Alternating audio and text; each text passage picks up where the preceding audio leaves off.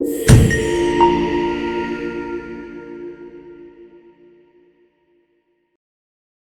there, I'm Cody with The Connected Camper. Today I'm going to be talking with you about 8 things to consider when setting up your RV with solar. Now, number 8 is the location of your components. For me, I have my components at the very back of my rig under a bunk in a space that would otherwise be unused. In your rig, that space may be under your bed, in the underbelly storage of your motorhome, in the front space of your fifth wheel. There are many different spaces to consider. However, you want to make sure that you choose a space that maintains temperature when it's cold, maintains the correct temperature when it's hot.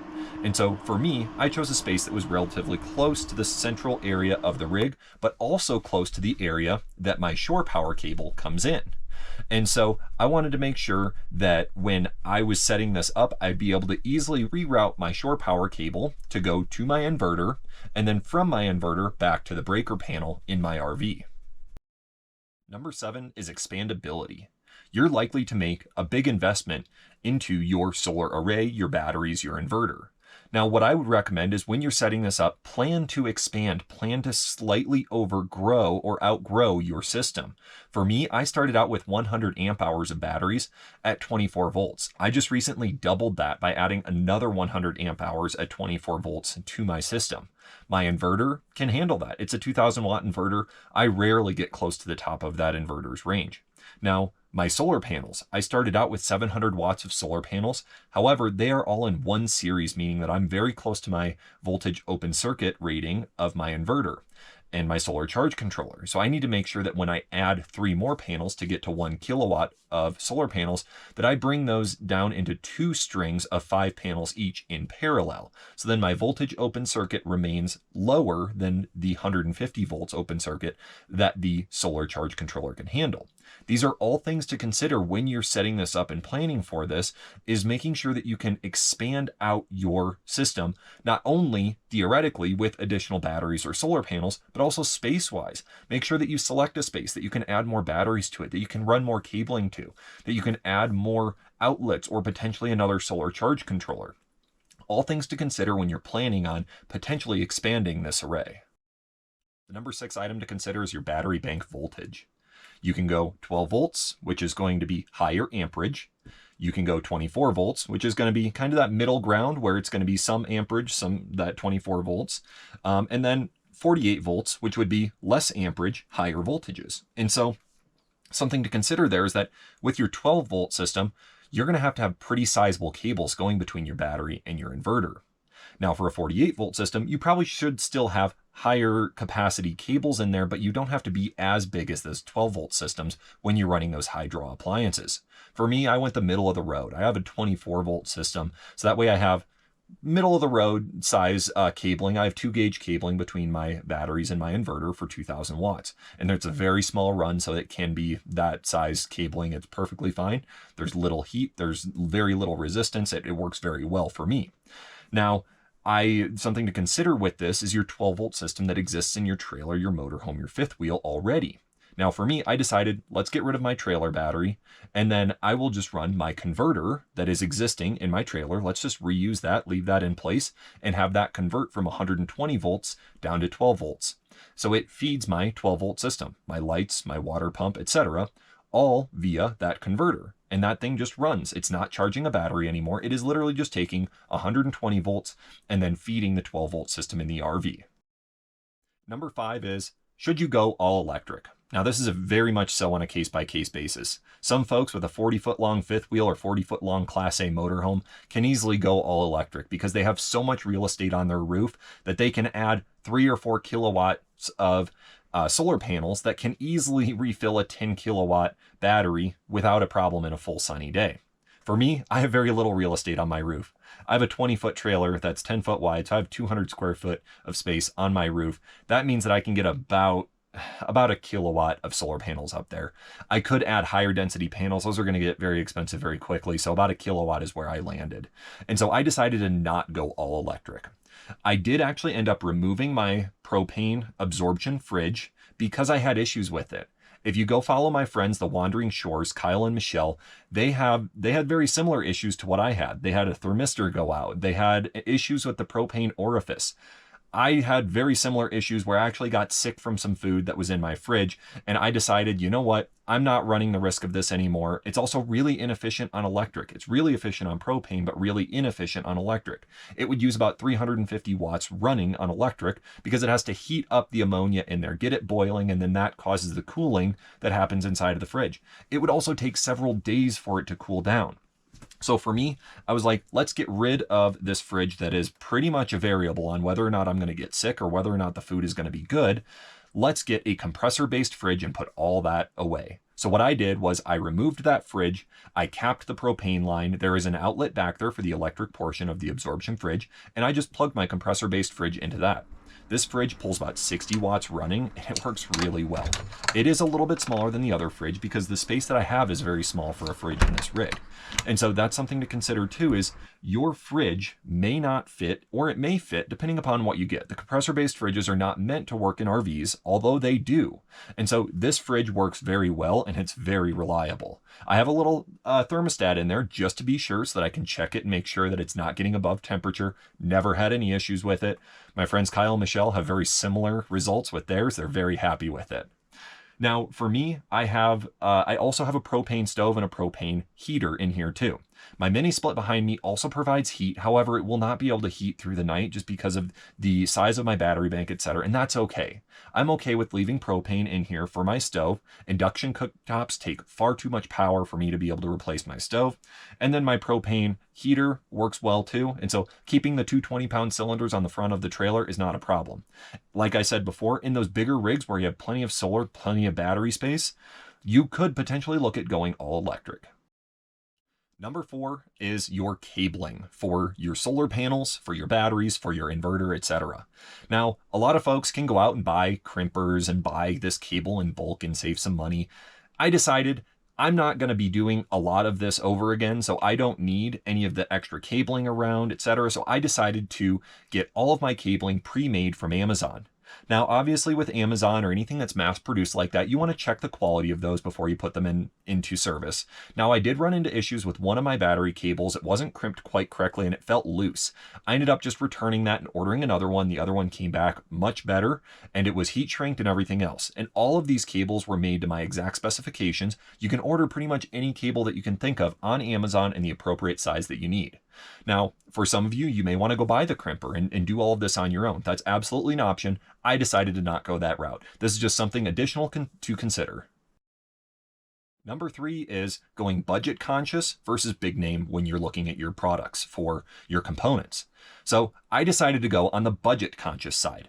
I spent probably about $3,000 on everything in this trailer for the solar components, that is. Now, if I went with Victron and Battleborn, I could have spent probably 5 times what I spent on that. However, that's more than what I spent on this entire trailer. So I didn't want to go that route. I decided to go the more budget conscious route and use MPP solar components, Chins batteries from Amazon, and then pretty much just normal solar panels from Amazon as well that were about 80 cents per watt. And so these components that are a little bit more budget conscious have worked very well for me. I've had some small issues with my MPP solar solar charge controller and inverter. However, those were all very easily remediated by the distributor that I bought them from, Ian over at Watts 247. So if you're looking at going a little bit more budget conscious, purchase your products from Ian at Watts 247 and he'll treat you really well if you do run into any issues. Since I've had my components replaced, this MPP solar has been working great. I've been out here for 20 days straight with only the inverter running with no issues at all. This thing has been working great. And so these are just things to consider. Now my batteries as well. These things I'm sitting at 17% of capacity right now, meaning I've used 83% of my capacity and I could still keep going another 17% down. These batteries absolutely give you everything that they are rated for, and they are very well worth it. The only thing they're missing is that low temperature cutoff. When it gets to below freezing, these lithium batteries could be damaged if they are charged below freezing. What I do in the wintertime, those batteries come in with me to my house and they stay on a battery tender that keeps them at about 70% state of charge. Now, they probably don't need to be on a battery tender, but I just keep them on that just to be safe. Now, when you are considering these components, you can go with the very expensive Victron stuff. They do work great. They are good products. However, you can consider also going a little bit more budget conscious on these other components. Number 2 is smart connectivity. For me, I love all things smart, IoT, smart webcams, smart security cameras. I wanted all of my solar system to be able to be viewed in a web browser and be able to see everything at the click of a button. Whether or not I'm at the trailer or 1,000 miles away, as long as the trailer has connectivity, that thing will be feeding me data. Now for me, with my MPP Solar, I was able to use a tool called Solar Assistant. Solar Assistant cost $50 for the license, $60 for the hardware, which is just a Raspberry Pi 3B or an Orange Pi LTS. And then $40 for cables, the converter from 24 volts to 5 volts for the Orange Pi, etc. And so about $150 for the smart connectivity that connects up to the Wi-Fi in the camper here and then gives me a nice little web page that I can go to anywhere in the world and see my solar statistics. I can see the solar coming in, I can see the grid feeding, I can see the state of charge on the battery, and all of that is fed via the Victron Smart Shunt that I have in here, as well as the MPP Solar inverter charge controller that has a USB connection on it that all goes back to the Orange Pi. Now to do this with Victron components, you're looking at about $340 on Amazon for a Serbo GX, and that's just the monitoring tool. To get the touchscreen for it, that's $230. Now the Serbo is about $340, like I said, and just that is a direct comparison to Solar Assistant, and that's about twice the price of Solar Assistant after you get the license and all of those, all the additional components needed there. For me, Solar Assistant works great, and I love it, and it works really well for my setup. Now, Solar Assistant does not work with the Victron suite of tools because they want you to buy that Serbo and spend the additional money. So that's just something to consider when you're looking at your inverter and looking at your other components. Now, the number one most important thing to consider when setting up your RV with solar is to budget your loads. Each of your appliances in your RV should have somewhere on them a watt rating for what they're rated to use. For example, my microwave uses 1.5 kilowatts of energy when it's running. That's about 1,500 watts. My TV uses 40 watts. My computer uses 65. My coffee pot uses 800. My water heater uses 1,500. Now, I'm not going to be running all of those at the same time. However, you do want to go through and just write down each one of those and kind of get an idea of how many of those you'll be using at the same time. Once you get that number of simultaneous usage appliances, you'll get an idea of how much inverter space you'll need. So for example, for me, I decided to go with a 2,000 watt inverter because I do not plan on running my microwave and my mini split at the same time. My mini split uses about 800 when it's cooling and 800 when it's heating. So I'm actually going to, and I intentionally do this, I shut off the mini split when I need to go heat up some food. It's a minute and a half. I can do without the mini split for a minute and a half while the microwave is running. My coffee pot and the mini split can run at the same time. My computer, the TV, the microwave can run at the same time. So those are all things to consider when you're looking at budgeting your loads for your inverter alone. Now, what you also need to consider is your battery capacity. Now, this one's a little bit more difficult to consider. However, you'll get an idea, but you can also set yourself up for success, again, by planning for your expandability. A lot of these systems, you can easily bolt on more batteries by buying the same make and model within a certain time frame after the purchase of the initial ones.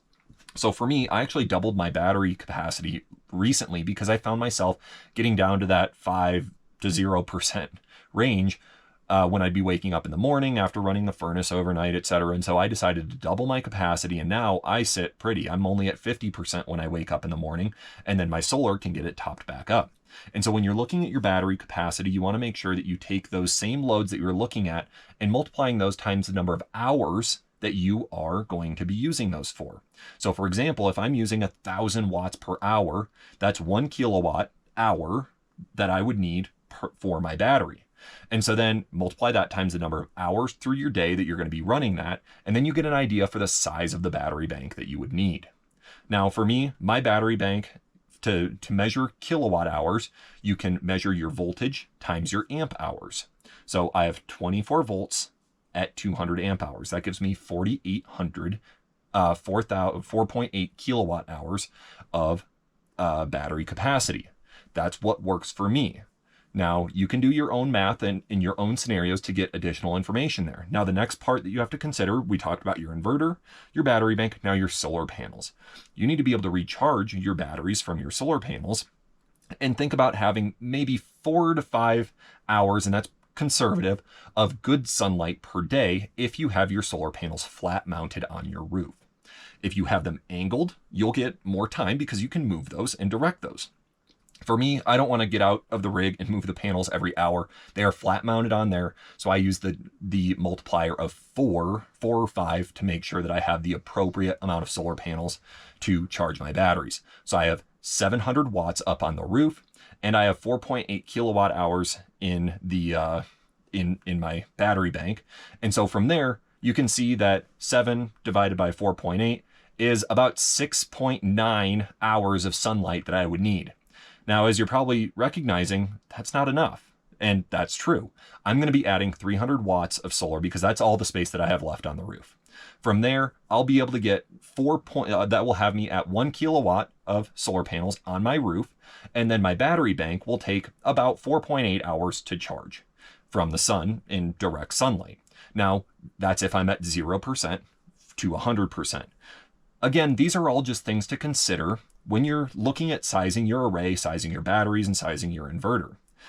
Now, to bring this all back, these are all the considerations to consider when setting up your RV with solar. These are the considerations that I took into account and has set me up for relative success. Now, if you have any ideas or additional considerations that I did not list in this video, leave them in the comments below, and I'd love to hear those. If you have ideas for future videos or additional things that you want to see, also leave that in the comments. Thanks for watching. This is Cody with The Connected Camper.